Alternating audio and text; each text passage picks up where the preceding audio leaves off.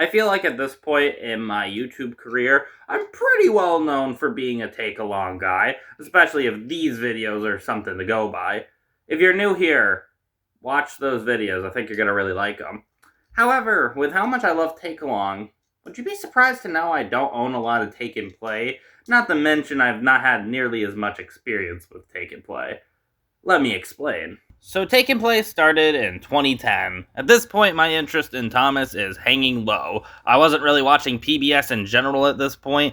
My eyes had shifted more towards Cartoon Network and Disney Channel, watching shows like Adventure Time, regular show Phineas and Ferb, so collecting Take and Plays was kind of something I was doing at the tail end of my Thomas interest. I got a couple a little after I stopped watching the show, but not many.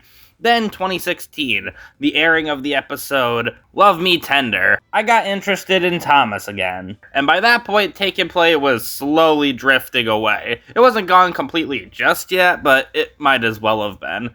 So pretty much for that entire space where Take and Play was the new hot toy line, my eyes were not on Thomas the Tank Engine. Not to mention I started getting way more into Lego, so that became my default toy after Thomas stuff, so yeah, I hardly got to experience any Take and Play. That's kind of why I wanted to make this video. I kind of wanted to look at this line in general, see its highs, see its lows, and to see how it compared to its predecessor Take Along. As you know, it's like my favorite diecast range. I'll be fair and say I'll acknowledge its shortcomings, however, I'm willing to give it praise where it is rightfully deserved. I might have a bigger nostalgia for Take Along, but I'm gonna try to keep this as fair as possible when discussing Take and Play.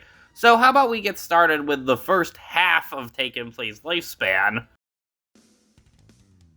I think one of the most common jokes about Take and Play when it first started was, what's the difference between it and Take Along? And when you look at them both on the surface, yeah, there's not a heavy amount. But just before that big change we're not going to talk about just yet, there actually are quite a few pretty notable differences between Take and Play and Take Along. For example, it's a bit more plasticky, I've noticed. It's not super distracting and there's still a good bit of metal, but Take Along clearly was a lot more metal and obviously a heavier toy. Not to mention the shade of blue used on some of the blue engines like Thomas, Gordon, and Edward is just slightly darker than the Take Along iteration, and all the whistles are no longer this bright yellow, but more of a gold. I like this change, actually, because it's a little more accurate to what the TV show did. In general, looking at the Take and Play, it looks like its initial goal was to keep everything that worked about Take Along, but make slight tweaks to try to make it its own thing, and probably make it easier to play with children. Like, I admittedly prefer how heavy the Take Alongs are,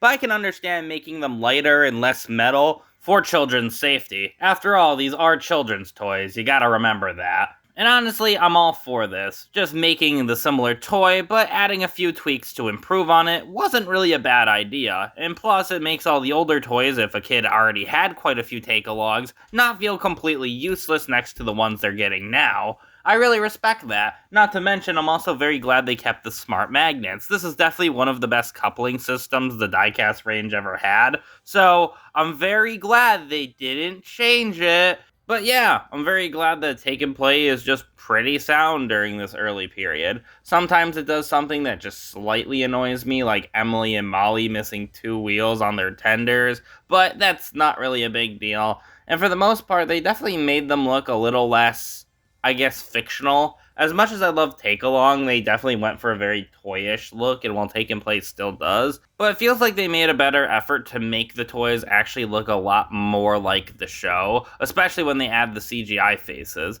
which definitely look a lot nicer than the 2000s clip art. And hey, they went really hard on some characters that admittedly probably didn't need to. Like, you look at Stafford or Fiery Flynn here, some of the weakest characters introduced during this time, but their toys are really good. Heck, they even made some weirder characters like Class 40 and Big City Engine, which is always nice to see. Not to mention, the sets are honestly really good. Heck, I'm gonna be honest, I think they did a better job than Take Along with the sets. You look at stuff like the Totally Thomas playset, the Wharf, the Ironworks, Knapford Station. They really did try their hardest to make like a proper railway thing that you could make a full layout with. Now, obviously, you got some goofy stuff in here every now and again, but I don't think it's such a big deal. Like, obviously, I get anything based on Misty Island Rescue is gonna have to be a bit insane, but thankfully, the more wilder sets are pretty few and far between. For the most part, they are just traditional railway sets. It's impressive to see such high quality come out of Mattel and Fisher-Price at the time. However, it wasn't meant to last, as when Thomas was fully owned by Mattel, things were gonna change. But just before they fully changed, there were actually some subtle changes just before that big one. In 2013, every character got a bit of a makeover. They'd become a lot more plasticky and the wheels would start to get pinned. The bright side was the faces, which look really good. However, that would just be the start of it. Cab detailing on the tender engines and the open cabs on the tank engines would also start to fade, as you can see by characters like Stepney and Big City Engine, as it was slowly showing a sign to come. At least they still had the good magnets. So guess what happened later in 2014? Why would you do this? The toy looked so nice beforehand, but then you look at this and it's like, it's so ugly. Those magnets are just so distracting. It makes every engine look like they have two faces. But even then, that's not the only real issue with them. The tender engines are now limited in how many wheels they can have. The cabs are squished. Seriously, how is a guy supposed to fit in there? And the detailing is just less good. Like, look at here. They didn't even paint the buffers. Like, how did we go from this to this within just 1 year? Like I mentioned earlier, they already made tweaks to Take and Play in 2013. Why the very following year would you even make more tweaks? It's like, come on.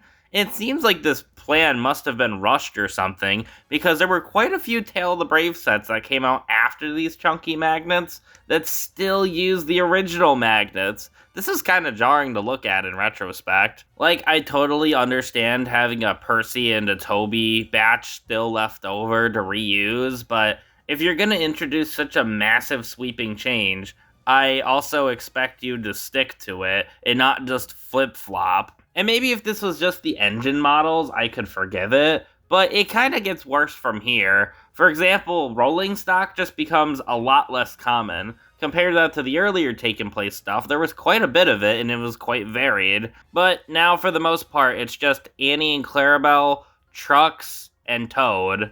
I sure hope you didn't want any vans and tankers. But also the sets took a real hit. Remember earlier when I was praising those? Well, for starters, a lot of them are just really tiny now and completely impractical to use for like long-term play. There's also quite a few of these lame spiral ones. But even then, they just sometimes do some weird stuff, like this one where Thomas fights a dragon. Like, no station sets or anything like that. Nope, Thomas just has to fight a dragon with this shield. Why does he need a shield? He's a tank engine! And the gimmicks don't even stop there. Like, you have these glow-in-the-dark engines and even these train makers. Why does this exist? Why is Byron in one of these? This was released in like 2015, 2016. When was he last relevant? If there's one thing I will give credit, I do like the Oliver they made for this pack here. He looks pretty good. He actually kind of looks like the Trackmaster one I have here. And he probably is the best looking character in this whole range.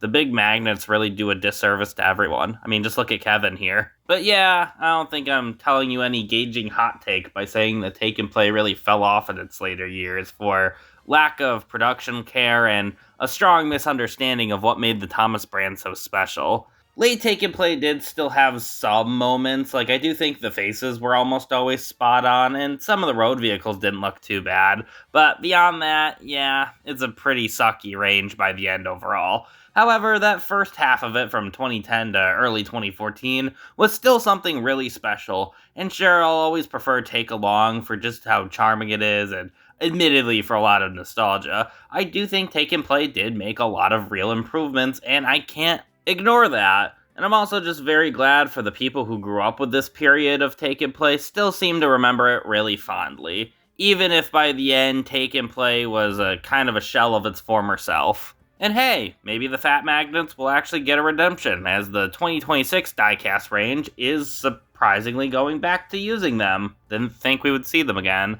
However, I'll at least say the detailing this time actually looks nice on the engines. so at least it's avoiding that pitfall. So maybe this range will be pretty good. We'll have to just wait and see.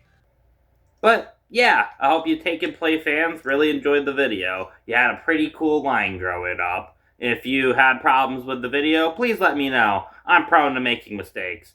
Now, if you excuse me, I got some reading to do. What are you still doing here? The video ended.